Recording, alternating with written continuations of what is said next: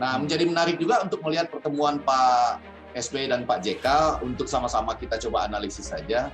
Kemarin ini kan reshuffle sebetulnya bukan mengobati penyakit bangsa atau penyakit kabinet. Ya, jadi Pak Jokowi itu berteriak soal reshuffle yang saya tahu itu cuma ketika marah-marah soal impor, ya kan? Marah-marah soal impor lalu mengatakan itu urusan saya, nanti tak reshuffle.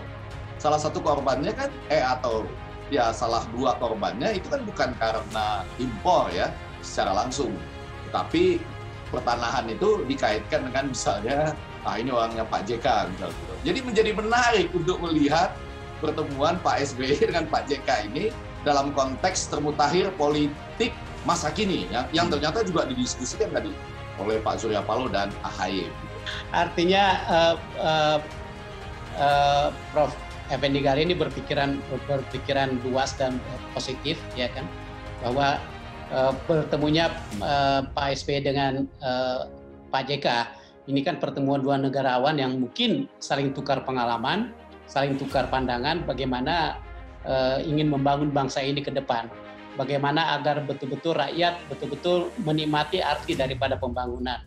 Bagaimana agar rakyat itu bisa menerima hasil daripada pembangunan.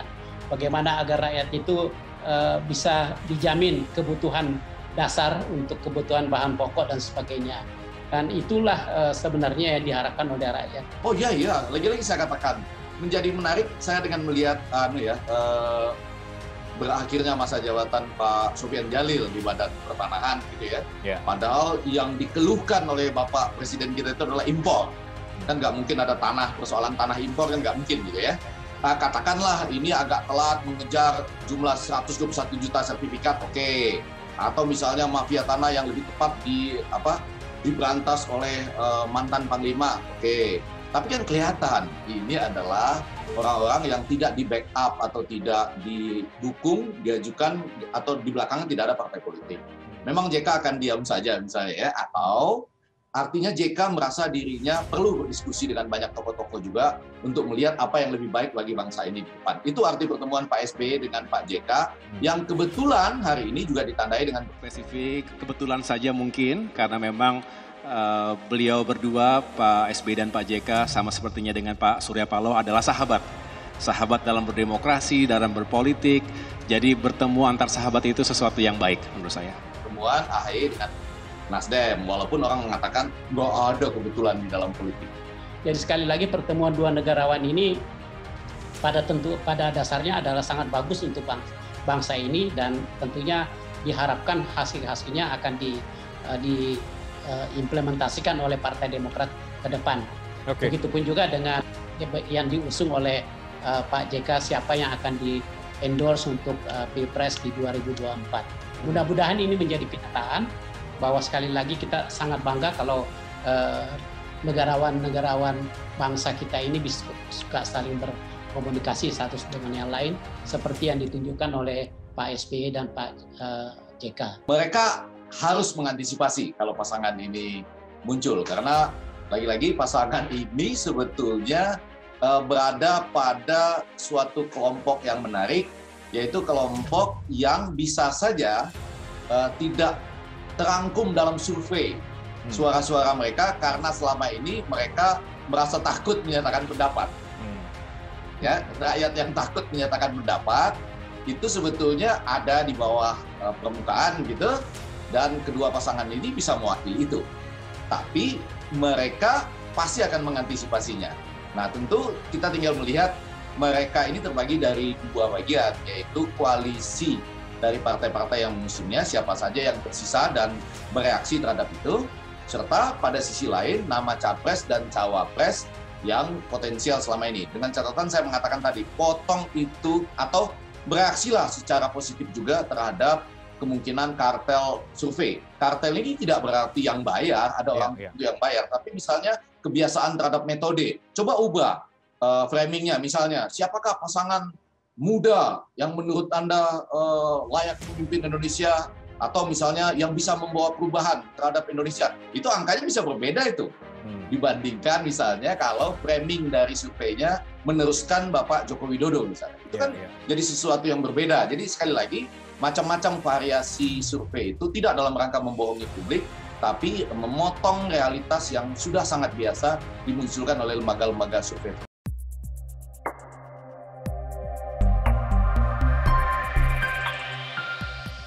Direktur Eksekutif Parameter Politik, Adi Prayitno menilai, pertemuan Presiden ke-6 RI Susilo Bambang Yudhoyono dengan Wakil Presiden ke-10 Jusuf Kalla di Cikeas, demi kepentingan pemilu 2024.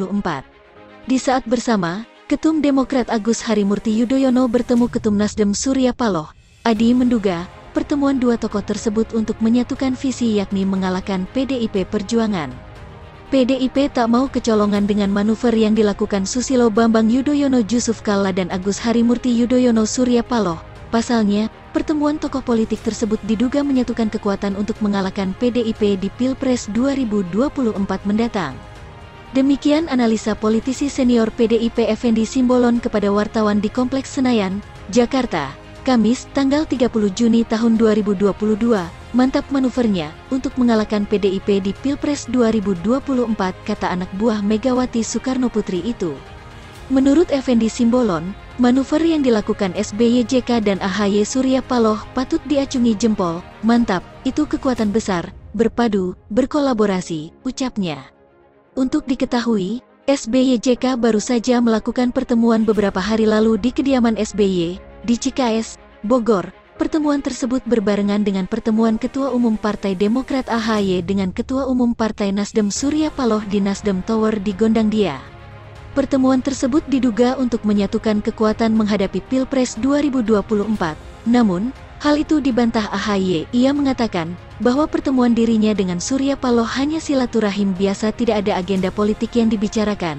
Begitu juga dengan pertemuan antara Presiden ke-6 SBY dan Wakil Presiden ke-6 JK, hanya silaturahim antara sahabat. Direktur Eksekutif Parameter Politik, Adi Prayitno menilai, pertemuan Presiden ke-6 RI Susilo Bambang Yudhoyono dengan Wakil Presiden ke-10 Jusuf Kalla di Cikeas, demi kepentingan pemilu 2024. Di saat bersama, Ketum Demokrat Agus Harimurti Yudhoyono bertemu Ketum Nasdem Surya Paloh. Adi menduga, pertemuan dua tokoh tersebut untuk menyatukan visi yakni mengalahkan PDIP Perjuangan. PDIP tak mau kecolongan dengan manuver yang dilakukan Susilo Bambang Yudhoyono Jusuf Kalla dan Agus Harimurti Yudhoyono Surya Paloh. Pasalnya, pertemuan tokoh politik tersebut diduga menyatukan kekuatan untuk mengalahkan PDIP di Pilpres 2024 mendatang. Demikian analisa politisi senior PDIP Effendi Simbolon kepada wartawan di Kompleks Senayan, Jakarta. Kamis, tanggal 30 Juni tahun 2022, mantap manuvernya untuk mengalahkan PDIP di Pilpres 2024, kata anak buah Megawati Soekarnoputri itu. Menurut Effendi Simbolon, manuver yang dilakukan SBY JK dan AHY Surya Paloh patut diacungi jempol. Mantap, itu kekuatan besar, berpadu, berkolaborasi, ucapnya. Untuk diketahui, SBY JK baru saja melakukan pertemuan beberapa hari lalu di kediaman SBY, di Cikeas, Bogor. Pertemuan tersebut berbarengan dengan pertemuan Ketua Umum Partai Demokrat AHY dengan Ketua Umum Partai Nasdem Surya Paloh di Nasdem Tower di Gondangdia. Pertemuan tersebut diduga untuk menyatukan kekuatan menghadapi Pilpres 2024. Namun, hal itu dibantah AHY. Ia mengatakan bahwa pertemuan dirinya dengan Surya Paloh hanya silaturahim biasa, tidak ada agenda politik yang dibicarakan. Begitu juga dengan pertemuan antara Presiden ke-6 SBY dan Wakil Presiden ke-6 JK, hanya silaturahim antara sahabat.